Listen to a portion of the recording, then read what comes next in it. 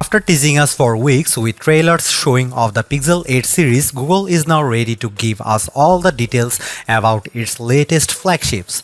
Announced during the company's Made by Google event on Wednesday, the Pixel 8 and Pixel 8 Pro look largely the same as their predecessors, with a couple of key differences.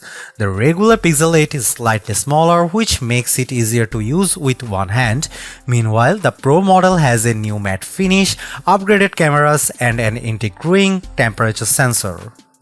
Across the Pixel 8 series, we are also getting the company's Tensor G3 processor, assistant improvements, and notably 7 whole years of Android and security updates. So you might actually be able to hang on to your Pixel flagship for a lot longer than before. Now we will just have to wait and see if the Pixel 8 and Pixel 8 Pro do enough for you to want to keep them around for years to come. It's worth noting upfront that though it's smaller than before, the standard Pixel 8 starts at $699, which is $100 more than its predecessor. That seems a little counterintuitive, but the slightly smaller display actually refreshes at up to 120Hz now, which is better than the 90Hz last year. Meanwhile, the Pixel 8 Pro cost $999, another $100 increase over the Pixel 7 Pro. You can find a slew of pre-orders offers from Google and most carriers to sweeten the deal. The temperature sensor might be useful in specific scenarios, but the bulk of the updates for the Pixel 8 series is in the assistant. With generative AI being all the rage this year, it's no surprise that Google is integrating those capabilities in its phones. On the Pixel 8, you will be able to ask the assistant to summarize, read aloud, and translate articles and web pages. I opened up my iPhone 15 Pro Max hands-on, long pressed the power button to bring up the assistant and told it to summarize this page. The assistant said the author reviews the iPhone 15 Pro Max, which has a new zoom lens and a new action button. It goes on to explain in 2 subsequent bullet points that my article had said that the action button is programmable and that the device has a titanium body and a fine woven case that is meant to replace the leather. My inner editor would tweak some of the language there, but the assistant generally did a good job summarizing my piece. At the bottom, Google asks for feedback on the summary and suggests some follow-up actions with buttons like About iPhones, Who invented the iPhone, and more. If you have spent any time playing with the chatbot like Bard or Bing AI, this will all feel very familiar. I didn't actually have to use my voice to ask for a breakdown of my article, by the way. After bringing up the assistant, the system offers suggested action like summarize, read aloud, translate, and search screen. If you want to keep your attention on crossing the road or don't have time to scan and enter review, the new read aloud tool can be very helpful. I particularly like that when you ask the assistant to read something out, a box appears with controls for playback speed, skipping ahead or back 10 seconds, as well as a progress bar that you can drag. At the bottom right of the playback box is a little translate icon. You can not only ask the assistant to convert articles in foreign languages into one you understand, but it can also read aloud in a supported language too. I asked for my review to be translated to and read aloud in Mandarin, and the Pixel 8 Pro did so accurately and almost immediately. One of my favorite features on Pixel phones is call screening, which lets you tap the assistant to figure out who is ringing you and why. With updates coming to the Pixel 8 line, the artificial voice will sound more natural, adding some pauses and non-verbal utterances to seem more human. We saw examples of this when Google first announced Duplex, and while most of us were nervous about the implications of AI that could sound much more human, there are potential advantages here. Most notably, callers are probably less likely to hang up if they think they are talking to a real person, and you will have an easier time asking them questions without picking up the phone. The assistant can also understand if someone is calling about a package and will suggest more follow-ups like leave by front door and I will be right there. During a rehearsed demo with a Google executives, this worked very well. But when I tried later by masquerading as a delivery person looking for a signature, the assistant failed to bring up a relevant prompt. I wouldn't be surprised if the company improves this further over time, and frankly, its call screening is still better than Apple's live voicemail, which was just released in iOS 17. Google's implementation allows for greater flexibility and interaction, making it more helpful. Another one of my favorite Pixel first tools is the Recorder app, and soon it will be able to provide summaries of your transcripts. If you use Recorder for loads of meetings and interviews, this may help you more quickly identify the chat you are looking for. Based on the demo I saw, it doesn't provide very detailed recaps, instead offering incredibly high-level bullet points.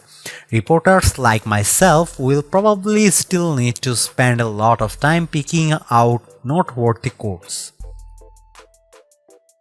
I have long held the Pixel phones have the best smartphone cameras, but with companies like Apple and Samsung making great strides in their flagships recently, Google's lead is shrinking.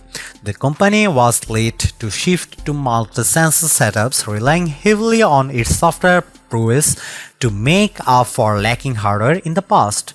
In recent generations, we have seen a more balanced approach, with Google introducing slightly sharper cameras while continuing to update its algorithms to boost clarity and color. With the Pixel 8 series, we are seeing more of this two-pronged strategy.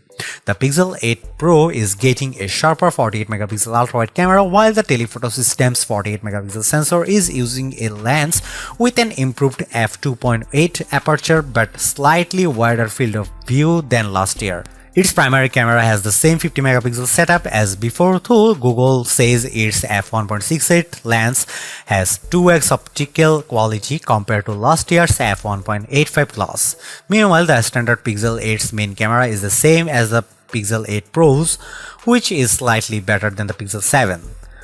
Its one other rear sensor is also pretty much identical to the last generations. The hardware might be a small upgrade, but the more significant changes lies in the software. Google has redesigned its camera app to make manual controls easier to reach. With the new layout, there are two buttons at the bottom that let you switch between photo and video capture. That's a little more organized, given that Pixels offer different modes like action for adding motion blur to your shots. This redesign also enabled Google to throw in a Pro mode, giving you manual control over settings labeled as brightness, shadow, white balance, as well as capturing stills at the full resolution of 50 megapixels. You will have to go into setting to switch on manual mode, and doing it will turn off the auto lens switching feature. I discovered this feature I was using the Pixel 8 Pro to get super up close with a flower at the demo space so I could check out the improved macro focus. But because I had activated manual mode, the lens wasn't changing on its own when I pushed the device into the pedals. With its sharper ultra-wide sensor, the Pixel 8 Pro can get even closer to subjects and still keep focus. This year's Pro model will work up to 2 cm away, while the standard Pixel 8 gets macro support for the first time, has the same capability as the Pixel 7 Pro. That means it can get as close as 3 cm. I didn't break out a ruler to see how far away the cameras were from the flowers I was shooting, but I was impressed by how much detail in the Pixel 8 and Pixel 8 Pros managed to capture. I'd love to pit Google's flagships against Apple's and Samsung's in the real world to say if it's better than the competition, but at least from my hands-on, it seemed effective and fast.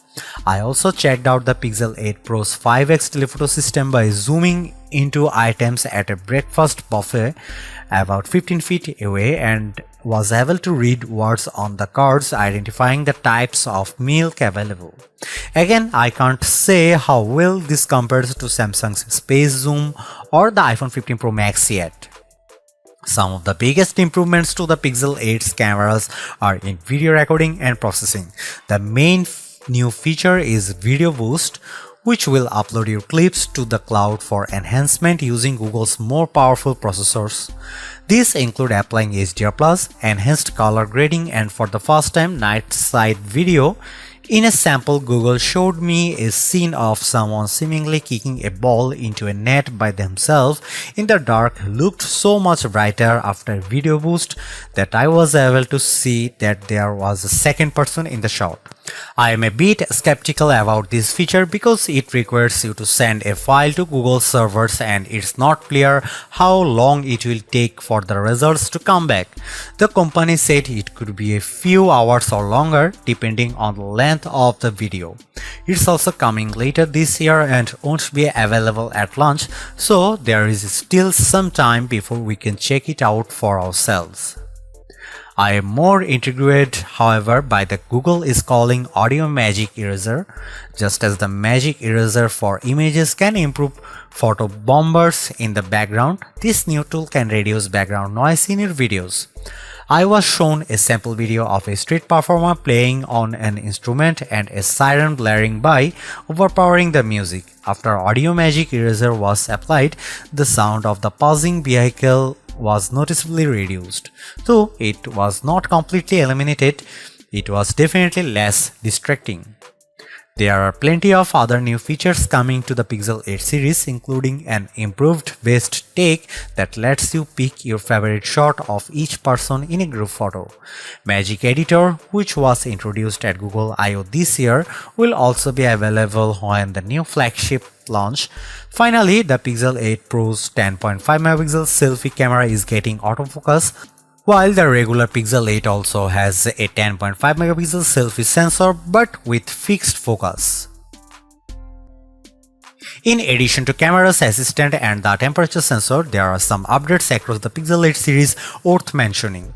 Face Unlock, for example, has now been deemed to meet the company's internal security standards and can therefore be used in more areas like authenticating mobile payments or logging into apps. That's in part enabled by the Tensor G3 chip in both phones, which also powers things like Audio Magic Eraser, filtering out more spam calls, and more. We don't know very much else about Tensor G3 at the moment though. Google is also introducing a new name for the displays it uses on the Pixels: Actua on the smaller handset and Super Actua on the Pro. Think of it as Retina and Super Retina on Apple devices, but Google, the names don't really mean anything other than that the company is using its own software and processing to make things look brighter and sharper. We are at a point with smartphone displays where most human beings can't tell the difference between a Super Retina and a Super Actua display as long as they are playing the same content at the same brightness. What's worth noting is that the Pixel 8 now has a 6.2-inch screen and refreshes at 120Hz, while the Pixel 8 Pro maintains the same 6.7-inch size with an ever so slightly wider aspect ratio of 20:9. The Pros also have a matte finish this time and come in bay, porcelain, and obsidian, while the smaller handset is available in rose in addition to the black and white options. For things like battery life, performance, how slippery the phone is, and how hot it runs, we'll need to use the Pixel 8 and Pixel 8 Pro in the real world before we have a verdict. Stay tuned for our full review to get all those details.